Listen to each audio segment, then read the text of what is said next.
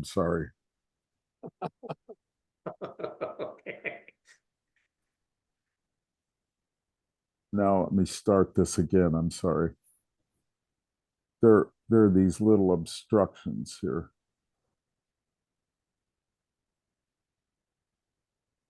Okay.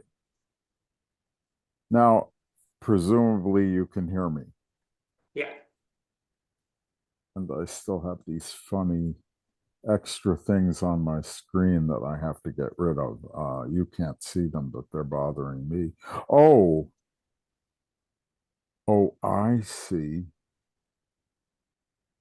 We are seeing your slide perfectly. I'm sorry. I'm sorry.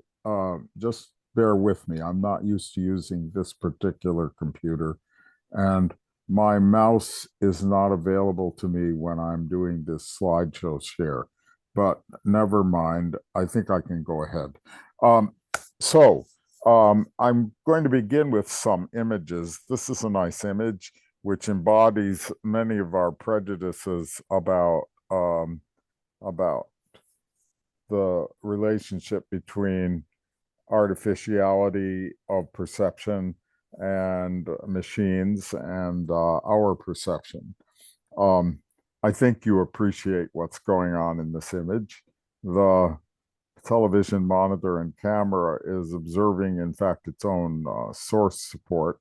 Um, but it isn't observing anything, of course, but it does produce an image on the screen, but it doesn't produce any actual awareness of that image. You produce the awareness of the image of this on the screen and the awareness of the image itself. Um, it's the next image is the perennial question about these systems. Where is the observer?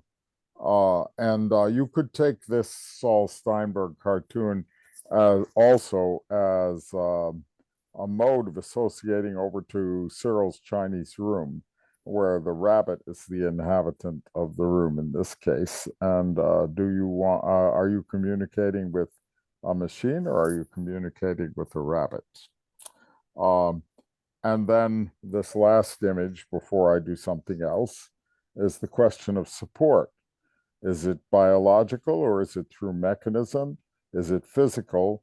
And then if you step back and think about the question of support, you understand that we have constructed myths of support and substrate.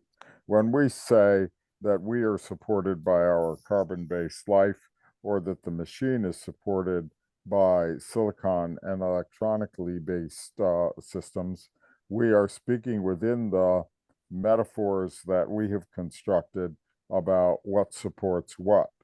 And when you step back far enough, you you step back into the understanding that what we are actually talking about are relationships and mutual relationships, and that the support may be that A supports B and B supports A, and there is no other support other than the fact that A and B support one another, or they are both supported by something larger.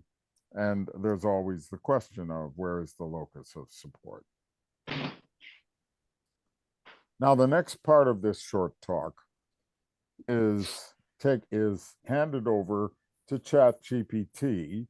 I thought you might enjoy seeing how ChatGPT responds to some of the kinds of questions that we have been discussing today, and some of the kind of questions that we're interested in about AI. But this is an AI answering the questions, and you must remember that ChatGPT is a word processing device which has enormous networks associated with any given word that it has, and it will produce what it deems to be the most probable response, quite grammatical, to the questions you ask. But it is like a giant Chinese room in that it itself, in what sense does it itself comprehend anything? So here, let's look at some of these questions. I asked it, do you understand the meaning of what you write? And it responded. As an AI, I don't possess understanding or consciousness in the way humans do. Instead, I generate responses based on patterns learned from vast amounts of text data. My responses are generated based on statistical probabilities and patterns in the data rather than true comprehension.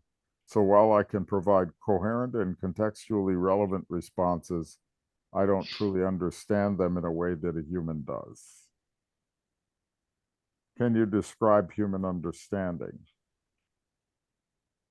Human understanding involves the ability to comprehend, interpret, and make sense of information or experiences. It encompasses various cognitive processes, including perception, reasoning, memory, and intuition. Understanding involves not only recognizing patterns and relationships, but also grasping the deeper meanings, implications, and contexts associated with them, and so on, and provides a nice paragraph about the nature of human understanding by a system which does not have any human understanding. Is human understanding necessary for making decisions about human actions? And he breaks this down into a number of themes: the interpretation of information, assessing consequences, contextualizing choices, considering perspectives, learning from experience, adapting to complexity. Quite a rational actor this word processor seems to be. It's very interesting to think about this and read these kind of responses, understanding that the understanding is mostly on your side, and yet this machine is producing this nice response for you. You'll pardon me, but I can't read my own question because of the extra little thing on the screen that's in the way, so I'm going to get rid of the nice slideshow. How can we evolve a proper balance between human understanding and the use of AI in the making of decisions? And again, an essay taking into account the different themes involved. Transparency is one of them. He says that AI systems should be designed to provide transparent and explainable outputs. Users should understand how AI algorithms reach their conclusions, allowing humans to validate, interpret, and potentially override AI-generated recommendations. Having humans in the loop.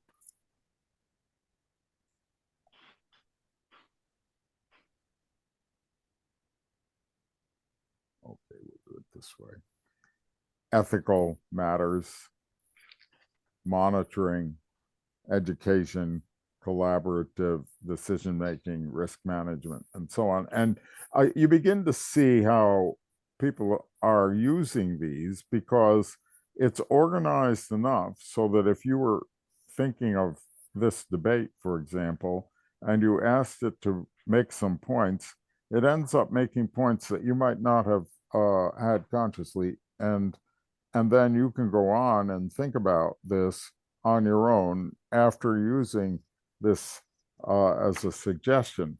It's quite engaging, and on the other hand, there's something infuriating about the fact that it isn't really thinking, it's just making notes for you. Anyway, another question, and we'll get on.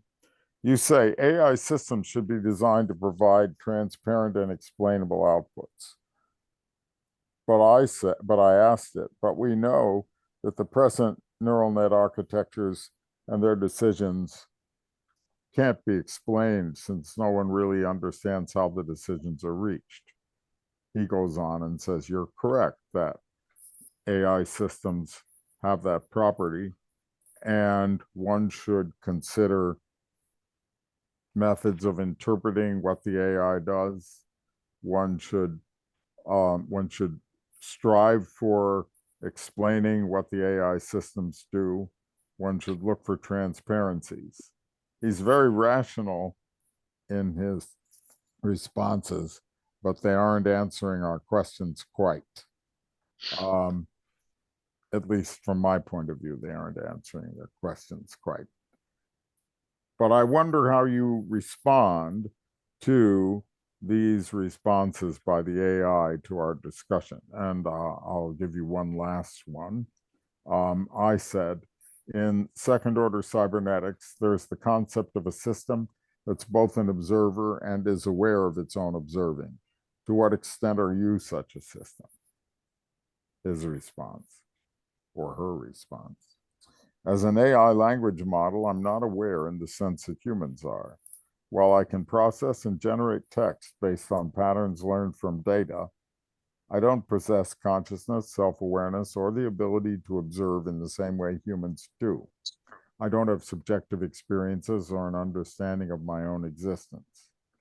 However, in a metaphorical sense, you could say that I observe inputs provided by users and generate responses based on those inputs.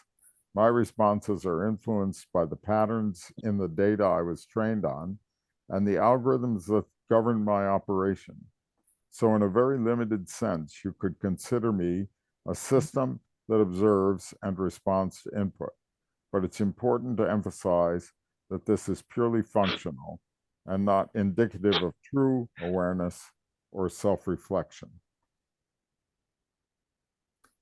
So I want to just leave my short presentation in this kind of up in the air state of here's the way it sounds when you're talking to a present AI.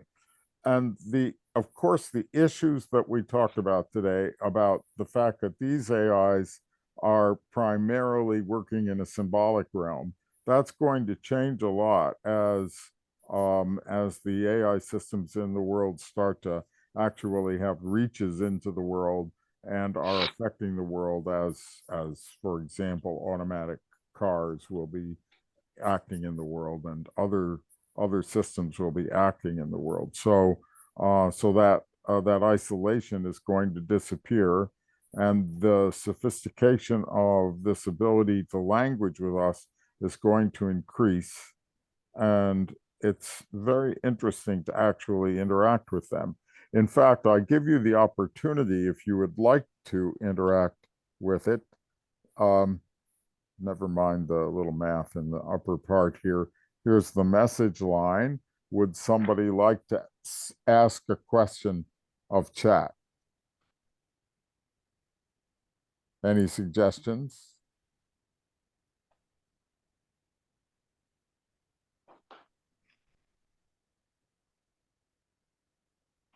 I have an irreverent one. Yes, go ahead. What is the point of Luke Kauffman asking us to ask you a question now? Haha, all right. I'm serious, if irreverent. Yeah.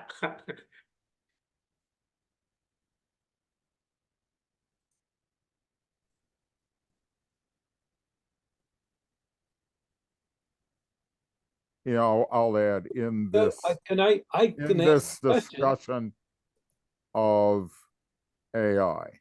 All right, so it knows the context. Now, someone else was going to say something. Jerry was trying to say something. Yes. All right, I'll carry on then.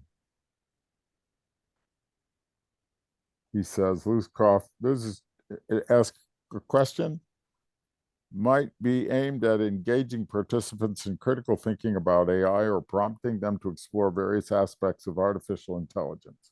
It could serve as a way to encourage deeper inquiry into the topic or to prompt discussion and reflection on the capabilities and limitations of AI systems like myself. Asking questions in such discussions can help participants delve into specific areas of interest, clarify concepts, or spark new ideas and insights. Overall, it seems like an invitation to actively participate and contribute to the conversation by leveraging the unique capabilities of AI systems like me. So he seems to be a strong supporter of my notion. I have a reaction to that, but I have to do it as a gesture. Are you ready? Do I have to see your gesture? Yeah, you have to see my gesture. Just a minute, I will unshare that. Actually, let me zoom out a little bit if I can. Actually, I am zoomed out. Are you ready? I'm ready. Now, if you wanted to communicate that to chat, I don't know how to put it. Yeah, I don't know how to Well, you just digitize. type it in there. I We are don't know how to shorting do- our shoulders. I do not know how to digitize your response. And It's so- impossible. so It's I impossible. I take your response to be a deep remark on the situation. Experience say, will not be um, digitized. Very good. Uh, That's the end of my presentation, unless, of course, you have some other questions for chat. Okay, that's the I start have a of the question. I have a discussion. question for chat. If you can put back the mathematics on the screen again. Yeah, just a moment. All right, you want me to roll back this mathematics that here? Yes. Okay, what that the conclusion, was, yeah, that was the following. I gave it a math problem. Okay, well, go ahead. What were you saying? well, the conclusion is not given here. The answer from ChatGPT. Okay, the conclusion is therefore, by mathematical induction, the statement is true for all n greater than 1, equal to or greater than 1. Correct? Yeah, that's the last line in his response. Yes. And so the question I would ask for this machine is this statement true for atomic numbers as well as geometric numbers? What's an atomic number? It's something called chemistry, the science of chemistry. Well, I don't, along with chat, I don't know what you're talking about. Well, there was a man Well, named Rutherford. I'm going to stop sharing. So